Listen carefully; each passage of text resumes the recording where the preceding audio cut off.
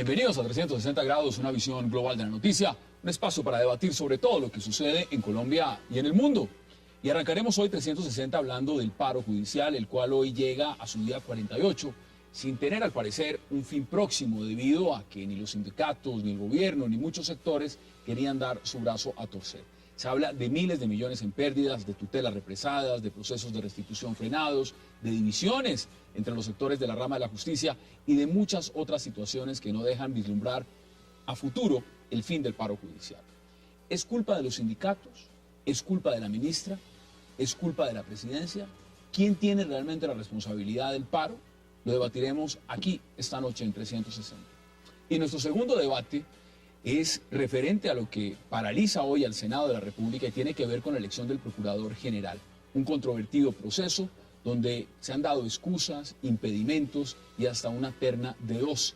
En este momento se está jugando la reelección del Procurador Alejandro Ordóñez. Se anuncian demandas para tumbarlo si llega a ser reelegido en el cargo por haberse violado múltiples aspectos constitucionales. ¿Qué pasó hoy en el Senado? ¿Qué está pasando en este momento en el Congreso? ¿Y cómo quedará vislumbrada la reelección, si es el caso del Procurador Alejandro Ordóñez? Lo debatiremos aquí esta noche en 360. No se vayan, en segundos empezamos a debatir con nuestros invitados.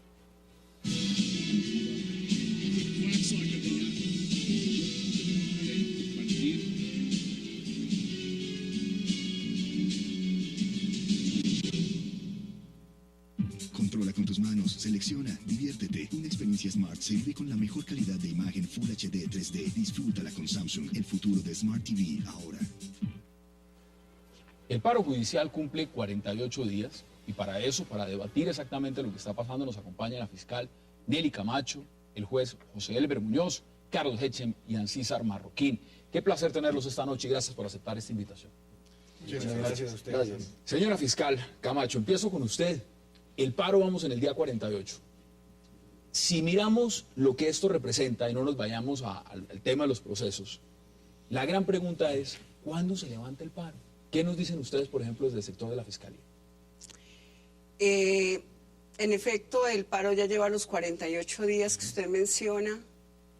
Han sido 48 días de lucha con el fin de que se nos solucione la exigencia de nivelación contenida en la Ley Cuarta y hasta el momento no se nos ha dado respuesta por parte del gobierno. Usted está en la mesa de negociaciones. La mesa de negociaciones como tal tuvo una finalidad y era adelantar conversaciones con el gobierno tendientes a buscar una solución a este conflicto.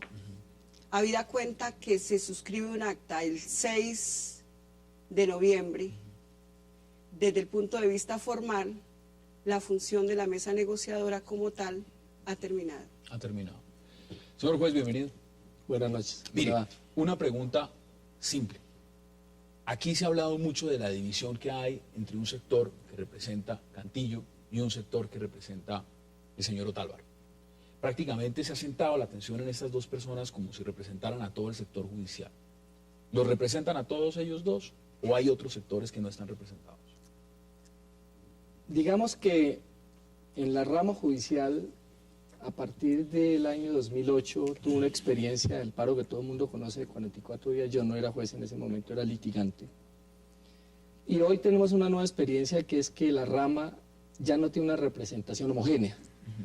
O sea, no todos están en el sindicato, ni de Cantillo, ni de Otálvaro, sino que hay en estos momentos muchos más sectores que representan la rama, las jurisdicciones, las corporaciones, y eso complejiza, digamos, la búsqueda de acuerdos y de consensos. Eso realmente es lo que... ¿Está el gobierno en este momento negociando con todos o se ha sentado a negociar con un sector nada más? Digamos, el gobierno, ya lo dijo la señora fiscal, cuando inició el proceso, quien llamó al paro fue a sonar el sector de Otálvaro. Otálvaro. Y muchos de, digamos, la rama en general, fiscalía y jueces, pues participaron y participamos en esa convocatoria por el derecho que se estaba reclamando. Pero cuando se llegó al momento ya de la negociación, que estaban sentados la ministra, Otálvaro y los demás sectores y que habían sido aceptados como parte, digamos, como parte de la negociación. Cuando ya llegamos en ese momento, pues quedaron excluidos unos y la ministra quiso firmar el acta con Otálvaro y ese sector. Esa ha sido realmente una de las grandes diferencias que han tenido dentro del mismo sector judicial. ¿Es esa una de las diferencias, digamos, que se haya firmado por parte de Otálvaro y no estén representados todos? A ver, este año, a diferencia de los años anteriores y en la historia del sindicalismo de la rama judicial, se han dado dos situaciones atípicas. La primera es que la mesa de negociación no solamente estuvo conformada por representantes de las juntas directivas de Azonal Judicial, sino que allí también estuvimos representados las diferentes jurisdicciones, jurisdicción contenciosa, laboral, administrativa, no solamente los funcionarios, sino también empleados. Y fue así que en la mesa fuimos aceptadas 14 personas, entre las cuales algunos fuimos desconocidos. ¿No lo reconoció quién? ¿La ministra, el gobierno? La ministra al momento de suscribir el acuerdo. ¿Y cómo ve usted el rol de la ministra? A ver, se notaba el afán por dar terminado el conflicto. Recordemos que no habían pasado 3 días, 4 días, cuando ya la ministra de manera unilateral presentó ante los medios de comunicación un comunicado de prensa con el cual pretendía que se levantara el paro y que las bases aceptaran que esa era la nivelación que estábamos reclamando de ley cuarta. Carlos, ¿cómo ve usted el tema del paro? Porque no solamente usted es litigante, usted es profesor en Derecho, esto tiene unas repercusiones, pero también uno lo ve en el marco y se lo pregunto desde afuera.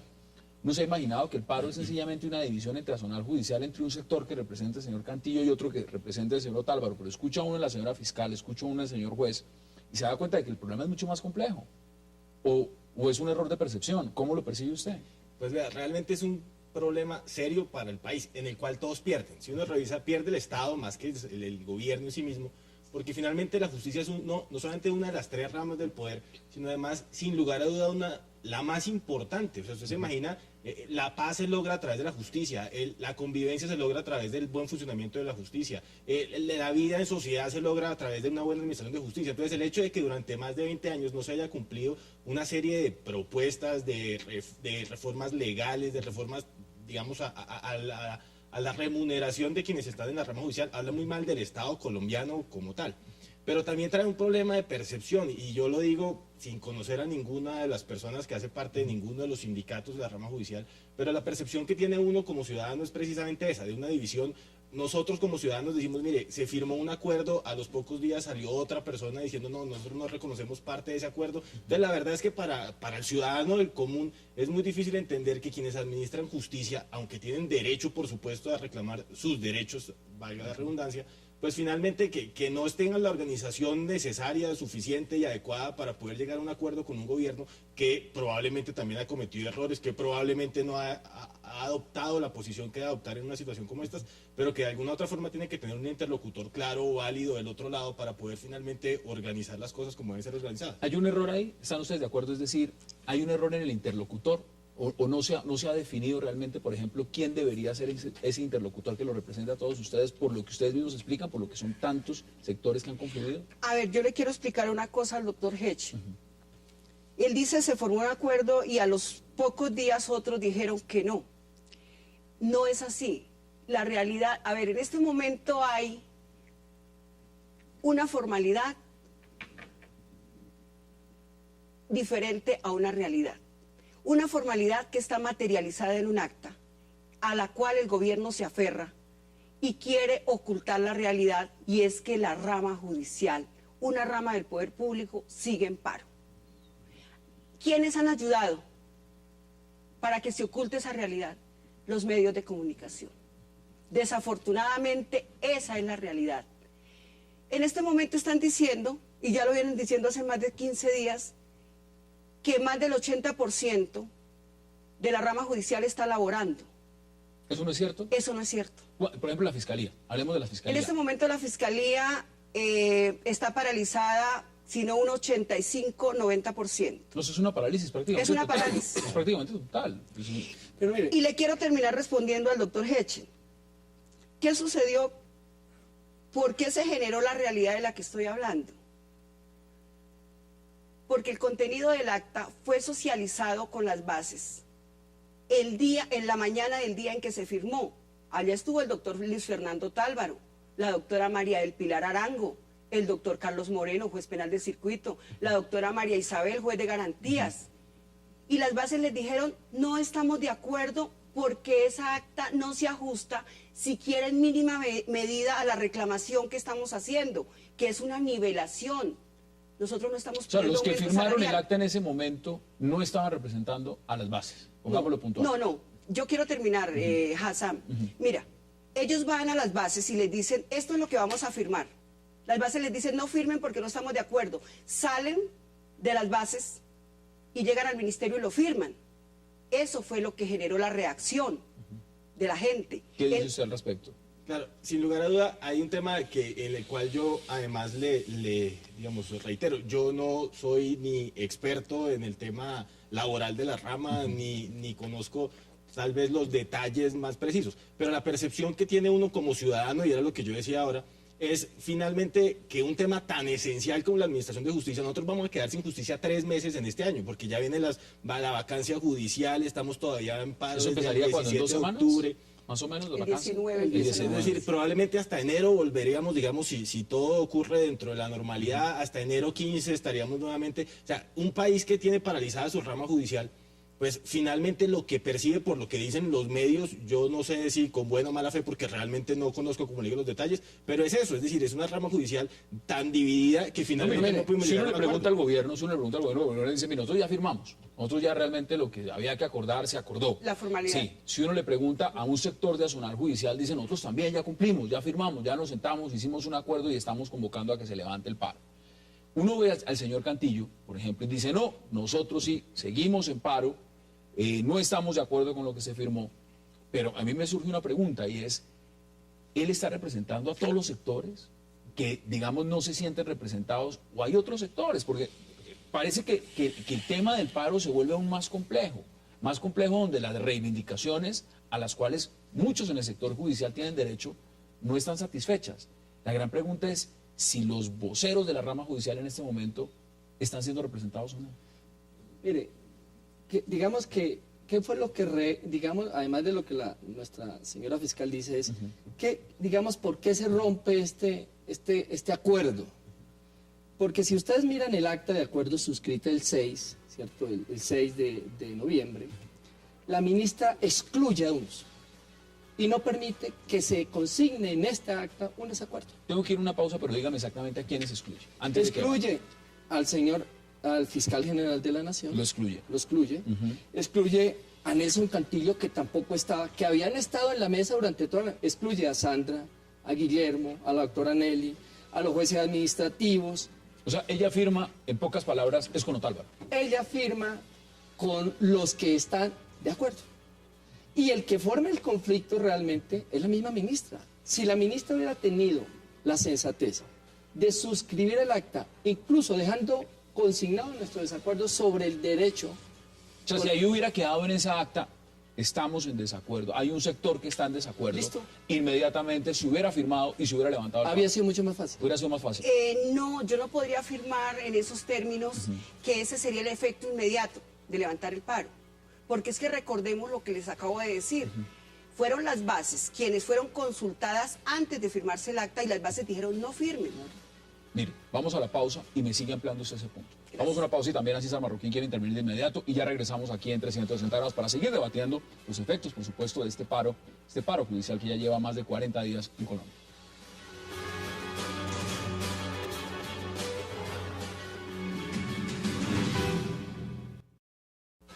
48 días completa el paro judicial en Colombia. Ha sido el más largo después del paro realizado en el 2008 que duró 43 días.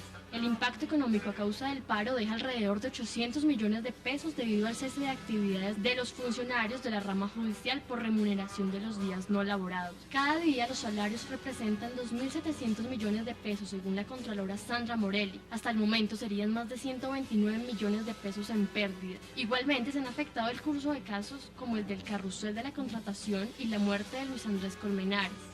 El paro afecta al sector de salud, debido a que más de 16.000 pacientes en estado crítico necesitan agilizar las tutelas para medicamentos o procesos médicos que se han quedado en la espera de estos días de paro. Según Simón Gaviria, la actual situación podría generar muertes por desatención y por eso es fundamental implementar un plan B. Ancísar, usted no ha hablado en este bloque. Sí, señor.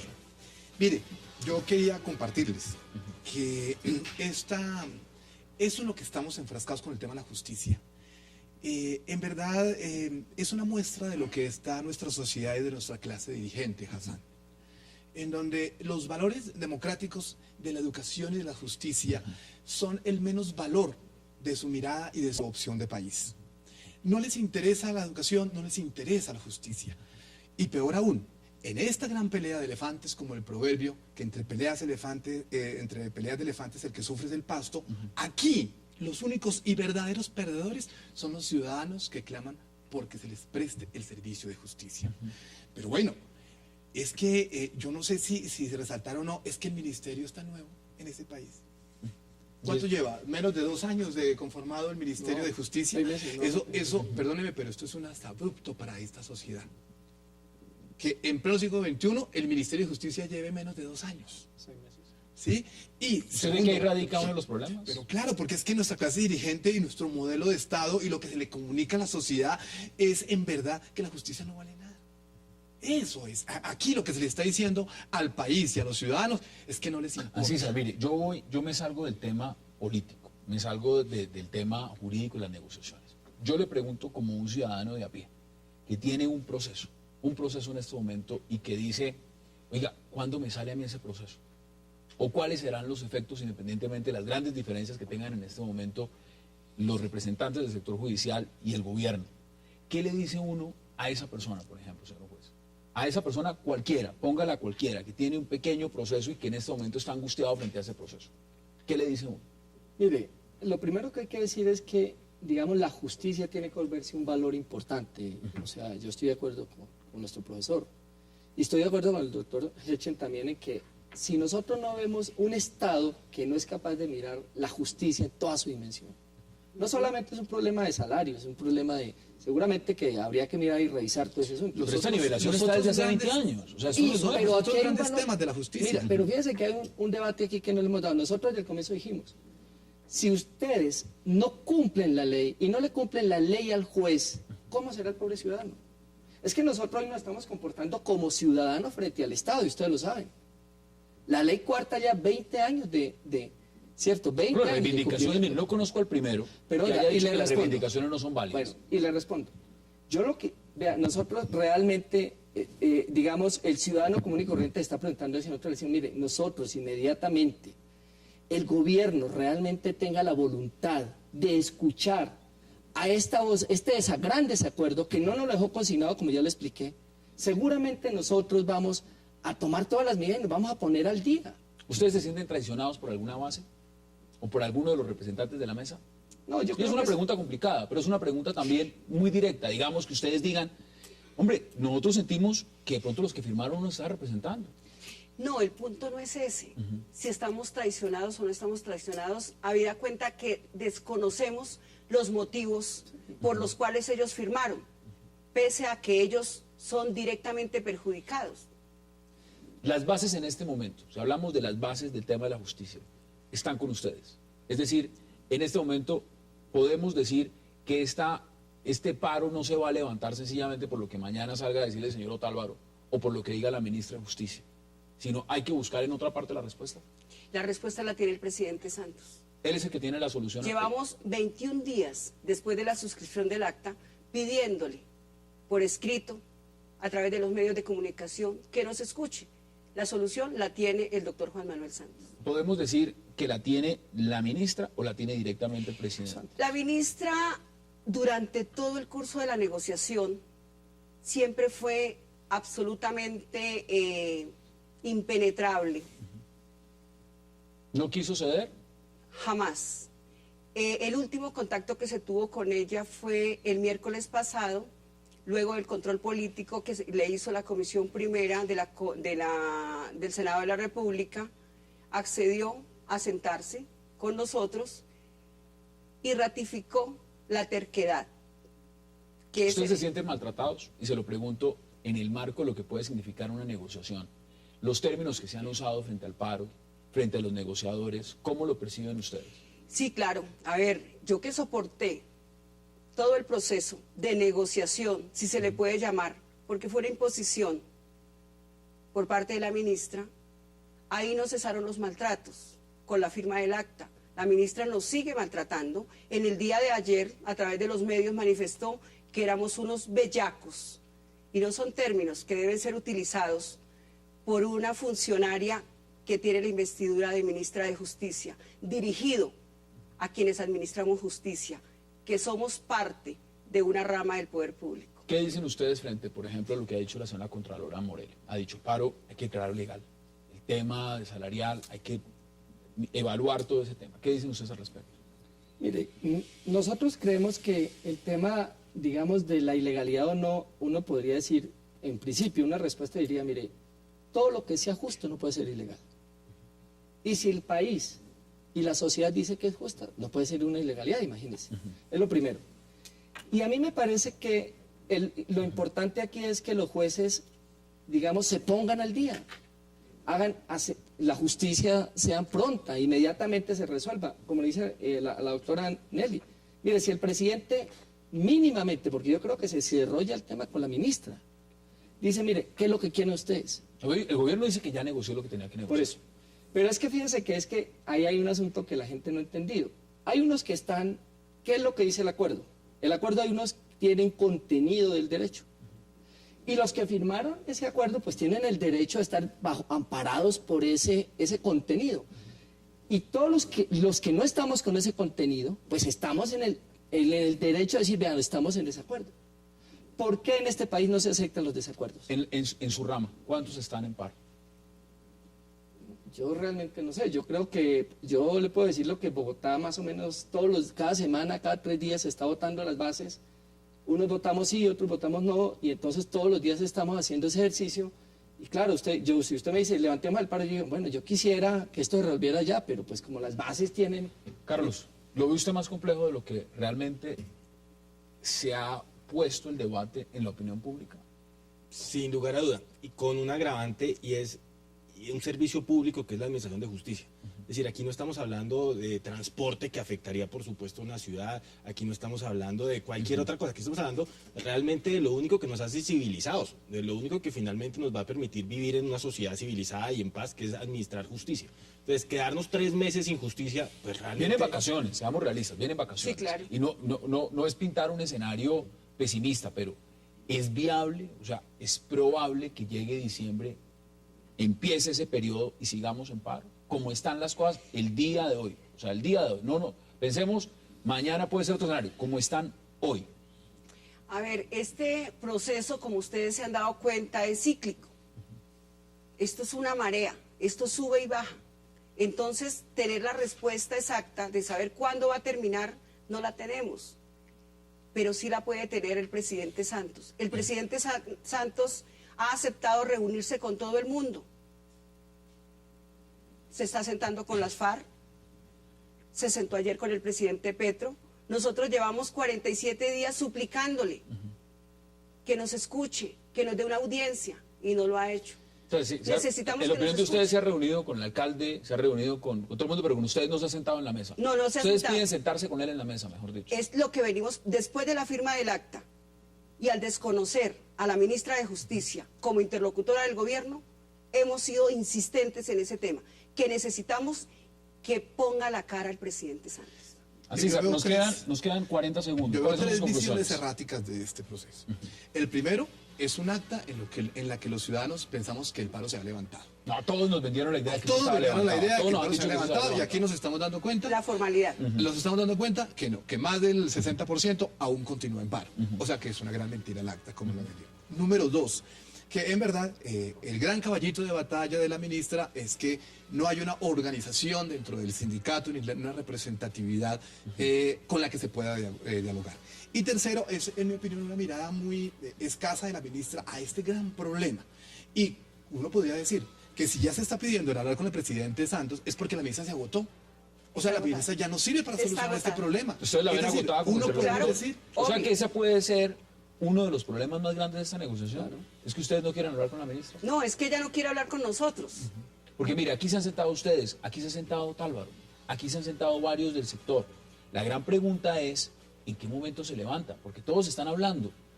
El problema es en los acuerdos fundamentales. Necesitamos que el gobierno no le dé la espalda a la realidad. Y es que la rama judicial sigue paralizada. Eso es innegable. Lo Es estamos innegable. viviendo. Lo estamos viviendo y no todos. necesitamos, ustedes, lo del doctor que es litigante, lo sabe. Usted lo sabe como periodista. Lo sabe el ciudadano común y corriente que ha llegado a pedir ese acceso a la justicia. Sin embargo, es muy importante que la opinión pública sepa que el núcleo esencial de derechos fundamentales, como son el derecho a la libertad y el derecho a los menores, los derechos de los menores, han sido respetados durante todo el cese de actividades. Y es por esta razón que las URIs no han sido cerradas y que medicina legal sigue funcionando. El problema fundamental entonces es que 15 segundos porque se nos acabó el tiempo. Estamos ante un solo tema en la problemática de la justicia en Colombia, que es el tema salarial. ¿Y los otros grandes temas? Yo le formulo la pregunta también al gobierno, porque realmente eso es un tema, y como lo dice Carlos acá, yo no me imagino qué pasaría si esto sigue diciembre, enero y seguimos en paro. La invitación es a que se llegue a un acuerdo y la invitación es a que tengamos justicia. Señora fiscal, gracias por habernos acompañado y por haber aceptado esta invitación. Gracias, Hassan. Señor juez, gracias por haber aceptado la invitación. Muy bien, gracias. Carlos, usted, Ancísar, se quedan conmigo porque ahora vamos a hablar de otro tema caliente que está pasando ahora en el Congreso y es lo del procurador. Y a ustedes gracias por acompañarnos en este bloque. No se vayan porque venimos a un debate caliente frente a la posible reelección del procurador Alejandro Ordóñez. No se vayan.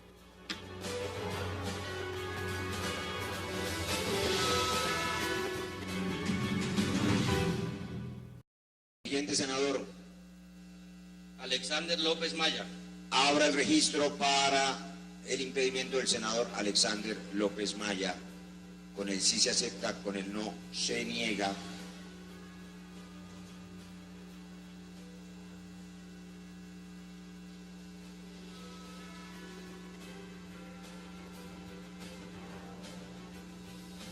Pueden votar, señores senadores.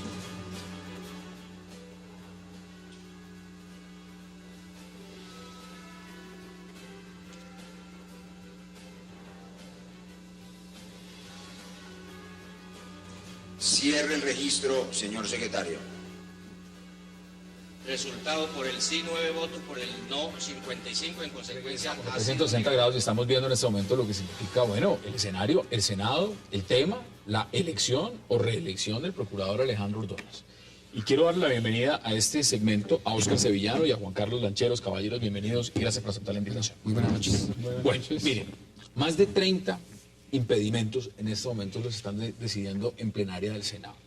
¿Cómo ve usted esta elección o reelección, mejor dicho? ¿Cómo la ve usted? Primero que todo, pues es desde el punto de vista legal, estrictamente jurídico. De hecho, la renuncia de la candidata postulada por el presidente de la República, digamos, no genera o no les genera a ellos ningún tipo de dificultad. O sea, no hay ningún problema. Ellos lo que argumentan es que en la medida en que la postulación fue hecha por una comunicación del presidente, que es como un acto administrativo, hasta tanto el acto administrativo no sea revocado por el propio presidente,